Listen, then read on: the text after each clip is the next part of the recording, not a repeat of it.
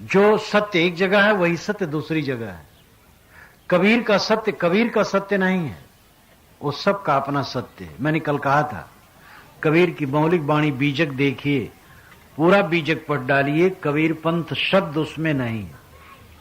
और कबीर पंथ की कोई नियमावली नहीं है, कोई शिष्टाचार नहीं है, कुछ नहीं। निर्णय प्राप्त वातावरण में जो विचार हैं उन पर समीक्षा है, और सत्य का आखिर तक ये इनकी वाणी में है। बीजक 2 खंडों में टीका सहित व्याख्या सहित इन पुस्तकों में है। आप बीजक देखें तो बीजक अंतर्राष्ट्रीय पुस्तक नहीं कहना चाहिए, किंतु विश्व के शाश्वत स्वर उसमें है। अगर कोई और लोक हो, दूसरा लोक, तो उस लोक में भी ये वाणी चलने वाली है, ऐसा उनका सत्य खरा है। तो परमात्मा की प्राप्ति ये कहने का तरीका है। जब आदमी आत्मलाभ करता है, आत्मस्थित में पहुंचता है, वही परमात्मा की प्राप्ति है। ध्यान के विषय में सहज समाधि जो सदगुरु की भाषा में विस्तृत रूप में है, उसके 2 रूप हैं, एक व्यवहारिक और एक विशेष साधना के समय का। ध्यान क्या है पुस्तक में इसको मैंने लिख दिया है। इस सिलसिले में जो ये बुक स्टॉल में पुस्तकें हैं, ध्यान क्या है, योग क्या है, सहज समाधि, मोक्ष शास्त्र, ये सब में ये चीजें ज्यादा हैं। और ध्यान क्या है तो बहुत छोटी पुस्तक में थोड़ा सब कुछ है। ध्यान हर स्त्री पुरुष को करना चाहिए, हर गृहस्थ विरक्त को करना चाहिए। ध्यान शिविर में जहां लगाता हूं तो मैं देखता हूं कि लड़के भी खूब उत्साह से लगते हैं।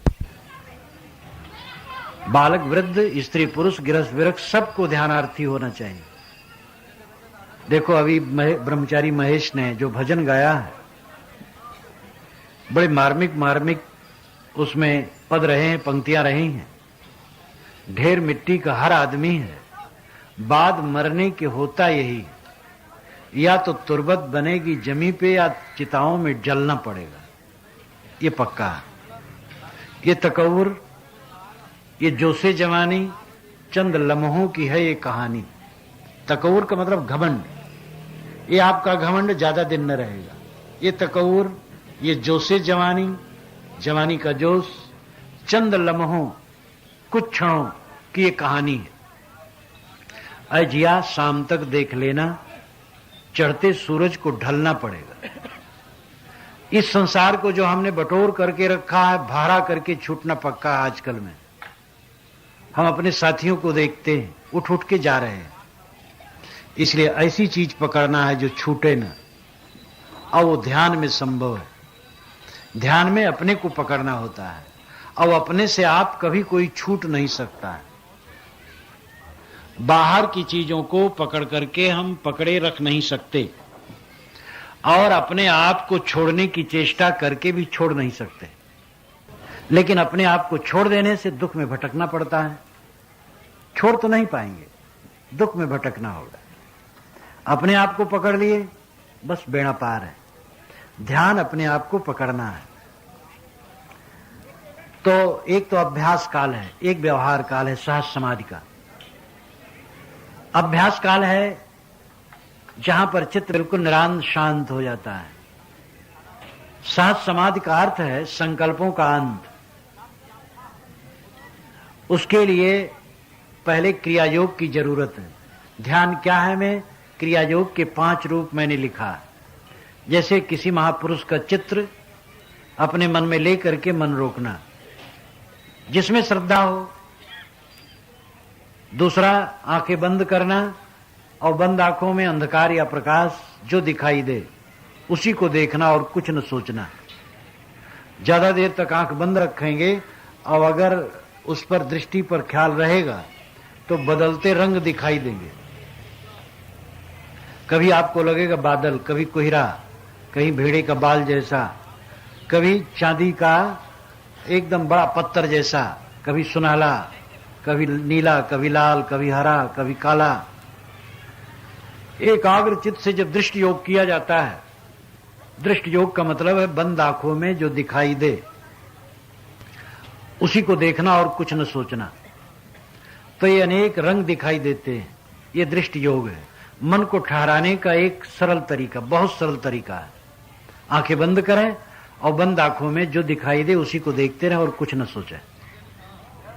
स्वर योग, सांस आती है जाती है, बस इसी पर लक्ष्य रखना, स्थिर होना और सांस को देखना कि सांस निकल रही है और लौट रही है, निकल रही है लौट रही है, आ रही है जा रही है, और इसी में अपने चित्त को बांधना, यह स्वर योग है। बिंद योग, एक चमकता हुआ बिंदु गोला गोला मस्तक में या कंठ में या हृदय में या नाभि में कहीं भी कल्पना कर लें और उसी में मन को रोकना।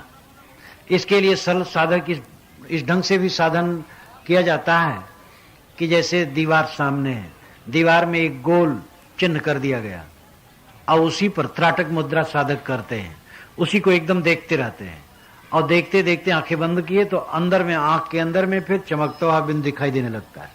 वहां की गर्मी है और उसमें मन रोकते ही बिंदु ध्यान, बिंदु योग। इस प्रकार नाद योग, शब्द श्रवण, जैसे कि बिजली के खंभे तार कसे हैं उस पर और तार में बिजली गति करती है, तो किसी खंभे के नीचे आप खड़े हुए तो देखेंगे आवाज सुनाई देगी। तो ऐसे शरीर भर में नसनाड़ियां दौड़ी हैं और इनकी आवाज होती है, कान बंद करने पर वो साफ सुनाई देता है और अभ्यासी को बिना कान बंद किए हर समय सुनाई देता है क्योंकि लक्ष्य उधर हो जाता है। तो ये नाद योग है। साकार योग, चित्र का, कोई महापुरुष का चित्र दिमाग में लेके मन को रोकना। साकार योग, दृष्टि योग, स्वर योग, नाद योग, बिंद योग, ये क्रिया योग है। मन को ठहराने के लिए पहली साधनाएं हैं और तत्काल कोई निर्विकल्प समाधि में नहीं जा सकता है, तत्काल तो ये सब करना पड़ता है। इसके लिए जरूरी है ध्यानाभ्यासी के लिए कि वो अंडा मांस मछली से बिल्कुल दूर हो और हर प्रकार के नशा का त्याग करे। लहसुन प्याज भी न खाए, उष्ण होता है,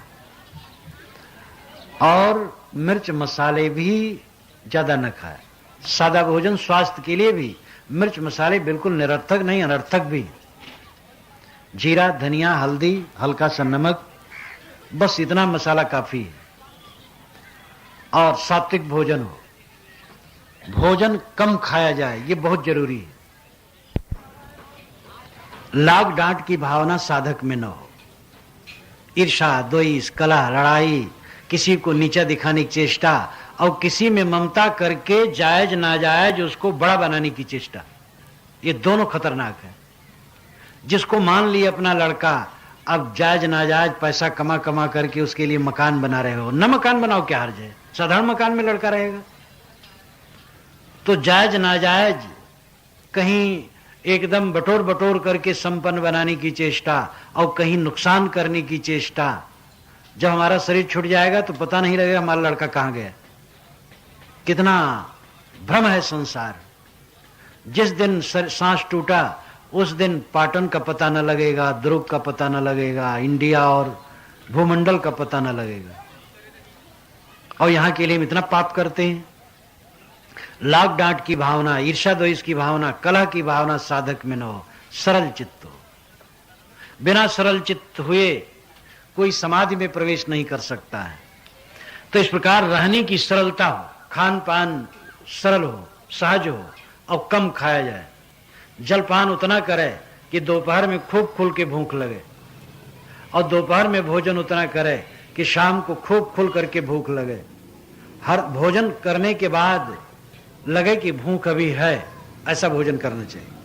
तो ध्यान के लिए सुबह का समय बढ़िया है, शाम को भी जब अवसर हो, लेकिन सुबह का समय अच्छा है। सुबह उठ करके शौच स्नान कर लिए तो और अच्छा है। अगर शौच नहीं लगा है तो हाथ पैर धो करके बैठा